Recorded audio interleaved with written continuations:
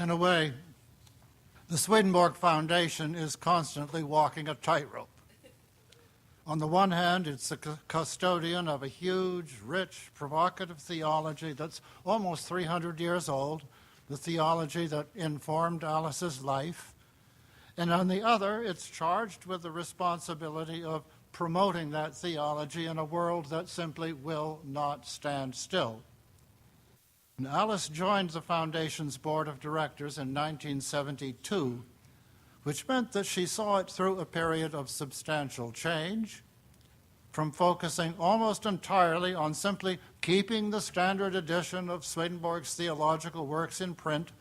It expanded into collateral literature, film, poetry, fiction.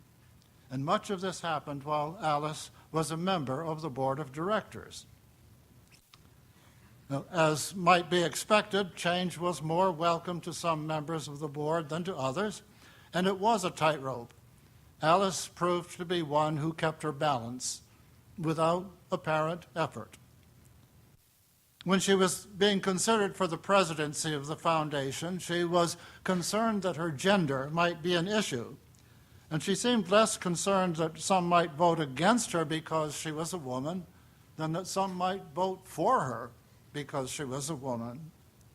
And the main reason she became the foundation's first woman president was simply that everyone on the board knew that they would be heard, that their opinions and their feelings would be taken seriously, and that the mission and well-being of the foundation would be kept first and foremost in view. And this care, incidentally, was distilled in the hospitality she and Rick extended to the executive committee for its summer meetings. Those delightful.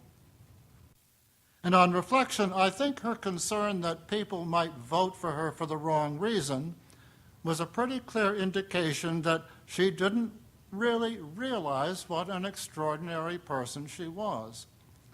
She didn't go through life comparing herself with others.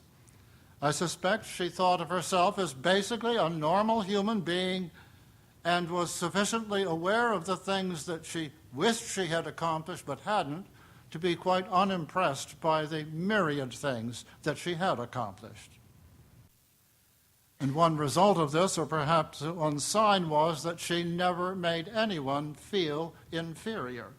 She was constitutionally incapable of condescension.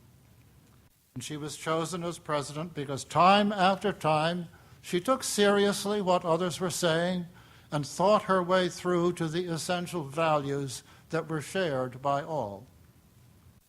I believe it was Abraham Maslow who came up with the thought that wherever we drill our wells, if we drill deep enough, we come to the same aquifer. And Alice was chosen as president simply because she was so profoundly sane and because she consistently saw and spoke to the sanity in her fellow board members. My most recent and vivid memories of Alice are from our rides to and from Westchester in the Perrymobile. And in recent years, getting in and out of a car had become increasingly difficult. And it was part of our ritual that I was her doorkeeper, so to speak. There was no diminution whatever of her intentions, but her legs simply would not do what she told them to. Now, as an old distance runner, I know what that feels like, but in my competitive days, there was always the certainty of a quick recovery once the race was over. And Alice faced this day after day after day with no relief in sight. And for me, this is Olympic class devotion. But she did live with complete faith in a quick recovery once her race was finally over. That time did come. Her body finally got fed up with being ordered around and simply said no. And it did that quickly, decisively, leaving no room for argument, for what-ifs or if-onlys. As a matter of fact, if you want evidence for immortality, just project the two curves, the one for her body and the one for her spirit. No question whatever about the physical curve, not for her body, not for my body, not for anyone's. But as for her spirit, I can't help but think of the legend of Milo of Croton.